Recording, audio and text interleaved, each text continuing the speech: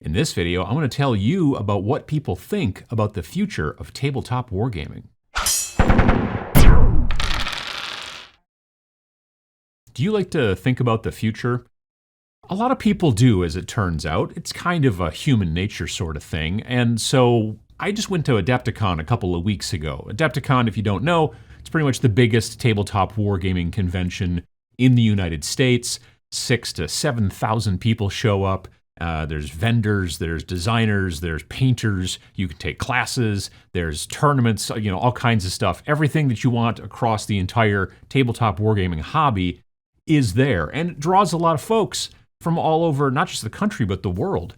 And so I thought, well, what if I asked those folks, content creators, designers, just plain old folks who are fans and who come and check out the whole event, what did they think about the future of tabletop wargaming? And what if I only gave them 60 seconds or less to tell me? I think we'll see a lot more diversity, especially with Games Workshop's teasing for 10th edition that they're kind of moving in a smaller, easier direction. I think they're going to start to blend in with a lot of these other games like Star Wars Legion or maybe that Fallout Wasteland Warfare game. A lot of IP games are going to hop in, and all of a sudden I'll actually be able to convince my friends to push some models around with me. So I'm really looking forward to the future of hobbying. It looks like it's not just Games Workshop or nothing. We as a creator of STL files for 3D printing, of course, are very focused on individualizing the gaming experience. So we think this whole thing will be much more like roots from the ground up, People like creating their own stuff, people like individualizing what they're doing, independent creators creating their own terrain, their own miniatures for wargaming. Like these big companies at some point, they'll just like maybe pass on into nothingness, and the independent creators, they will just come up and produce like terrain for all the people, or like miniatures that are like very individualized, and this thing will like spread around maybe into some other areas as well. And I think the mass market is not really the focus of it, but the people will like expand their own ideas and get more involved with this themselves. I think the future of wargaming is going to be moving more and more towards just shorter, quicker games, things being accessible in the way that everything is included. Like, I think people are going to be gravitating more and more towards like, this is the only thing I need to buy, everything is all included. Like things like Warcry and Kill Team, I think, are just like good indicators in how I feel a lot of people are moving away from their bigger armies. For one, they get to experiment with different war bands, and depending on what they're playing, there's just more variety to it, but it's also just a lot quicker, and I think that we're just going to see more and more emphasis being put on that and more people moving in that direction. I think one of the biggest things right now is probably it's going to come down to 3D printing. The amount of options, the endless possibilities that everyone's going to have. Buying Games Workshop or specific companies' content is great, but it's going to come down to a lot of individuals who just want to kind of expand on that. So I think that might be an issue for some people, but it's going to open up a world of possibilities. As for painting, that's usually what I do, but it's few and far between. It's more of just a hobby style. That's kind of just where I come from. I think we are going to see the same kind of encroachment into wargaming and hobbying with, I'll say, labor saving or the kind of AI craze. We're going to see minis trying to be sculpted without human input. We're going to be seeing, amalgamations of GW product to spit out a product that isn't any of those things, but it wasn't made by a person. That's going to have the same problems, the same trials and tribulations as AI art. I think the upside to that is that a response to that is going to be a further emphasis on handmade stuff made with style. So things made where you can look at a miniature and go, that was made with character. Maybe it's not photorealistic. Maybe it's not super high detailed sculpt, but it is something that sticks out that means it can't be easily copied. So for the future of painting and kind of where we're going, I think that the average painter's skill is substantially improving the same way that Golden Demons are going up. If you were to compare the Golden Demon Awards from 20 years ago to now, this skill has just skyrocketed, but I've also seen the average painter's skill carry on with it. And with that, you see, programs like Patreon, YouTube creators. There's so much access to get better at this hobby that everyone is benefiting from it. You can go to a local hobby store and have your mind blown by just an average weekend artist that is incredible at his craft. It's really exciting to see where things are going, and I think this whole community is going to grow, and there's so much more competition. We used to always talk about the Spanish painters. They're amazing.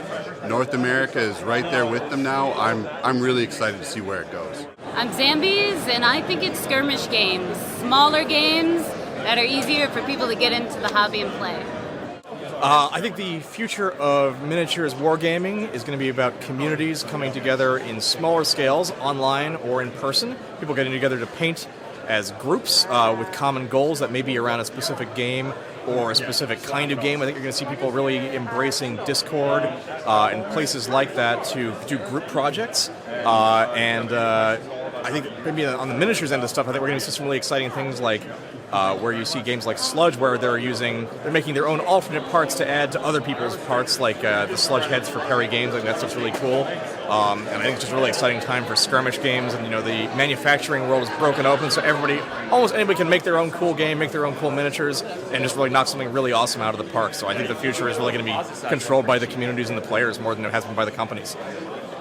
I think that the future of wargaming is going to continue to change and evolve. I've seen a lot of smaller games become more popular. I think that people are moving away from the really large armies and instead looking for rule sets that are more interesting, as well as a lower model count to sort of lower the barrier to entry. I also think that 3D printing is going to have a big impact as 3D printing continues to become more easily accessible, easier to do, and just more popular overall.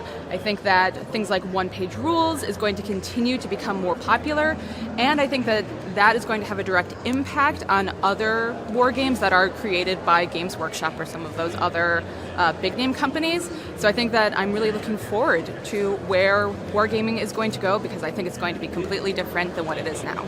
So I think the future of tabletop wargaming is actually pretty bright. I think through COVID, a lot of people who did it before got back into it, so that's really nice, like older gamers like myself.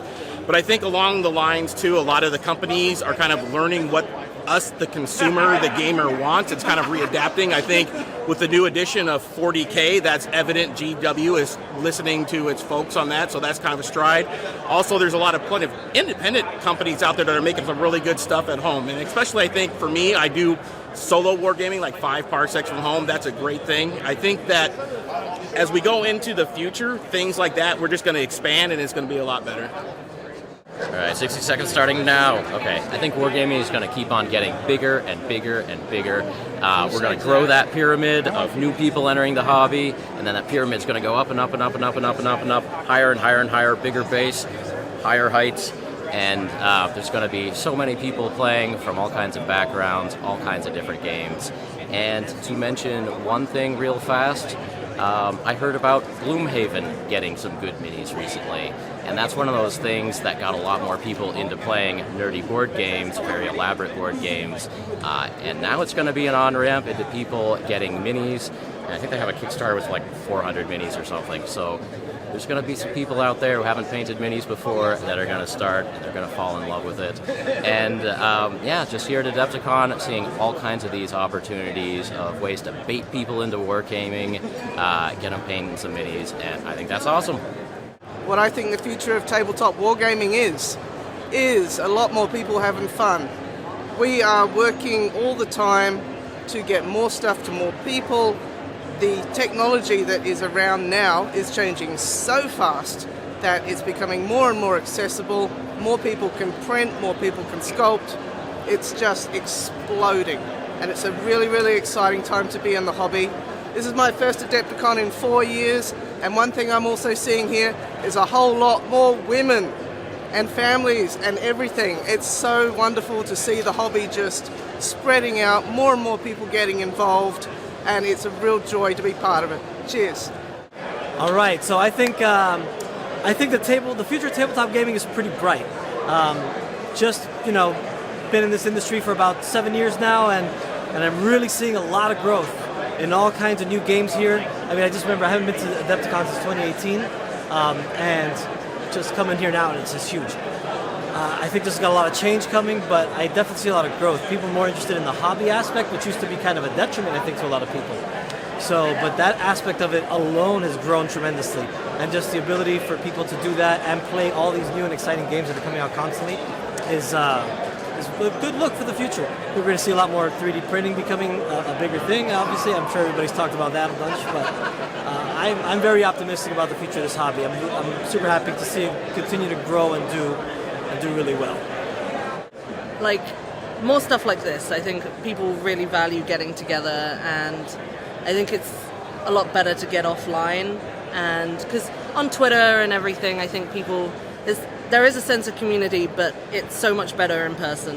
And you get to see everyone in person. You get to see like all the painting in real life. You get to play games, and I think that's really what the focus of the bread and butter of the kind of community is.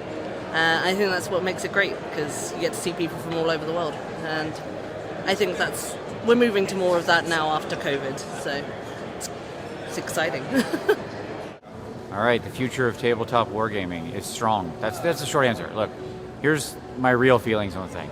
We live in a world that every day becomes more digital, more detached, more spread apart, and all of that. And yet, throughout the recent pandemic and everything like that, this community was stronger than ever. Why? Because we all do a very manual, a very artistic, a very sort of just like alone and solo, but yet then every so often we come together to play these games. You know, it was 25 years ago that bowling alone got written. We don't bowl alone. That's just it. Our game requires someone else to play with, to partner with, to have a good time with, to have a club, to have a group, to have a community. And I think that is very much in demand by people. Traditional things like that people would have normally got together in groups might be fading, but this is only growing stronger. Every year, these conventions get bigger. Why? Because people want to get together, they want to play games, they want to hang out with their friends, they want to do something artistic, passionate, fun, all that kind of thing. Though I am quite new to Warhammer as a whole, I've been playing Dungeons & Dragons for a while, and I think everything is getting a lot more mainstream for sure. Things are going to get bigger, and I think that's going to create a lot of more accessibility for people to paint, to get their minis as well. And that's kind of the gist of what I know. Maybe they might change some of the game settings to be a little easier for the younger generations as well, to be a little more simplified. That's kind of where I see things going. Yeah, I mean, it's impossible to predict the future, but I really sincerely think indie's going to be a bigger part of it. I'd really like to see people see their miniature collection as the game engine, or the Nintendo, and our rules be something you can plug the cartridge in and be playing lots of stuff, get unique game experiences, and just like enjoy the hobby. I don't see one game dominating everything. Video games, I don't play one video game because I don't only like one thing. I don't watch one movie over and over. And so with indie games, I think you can play so much. You can get lost in space. You can get lost in a dungeon. You can paint guys from X-Men or whatever. And I think these smaller games are going to be the future. I think it's going to focus much more on the interpersonal relationships between people. It's the thing that we have that video games don't have, is that in-person, that connection. I'm a very narrative gamer myself, and so for me, that's truly what brings people together. And it's the thing that I think is going to make people want to play more. When you're somebody who wants to play a miniatures game, it means that you want to have that tactile sensation of assembling a miniature, of painting the miniature, of having something that you can show, hey, I did this. This is my creation. And to be able to share that with other players, I think is one of the best things that you can do. So, I mean, AdeptiCon being a convention where people come from all over the world and get to show each other what they did. I often talk to people who don't play in the hobby, and I say, it's like an art gallery where you bring in your artworks and then you shove them across the table at each other and then talk about how much you love doing it. So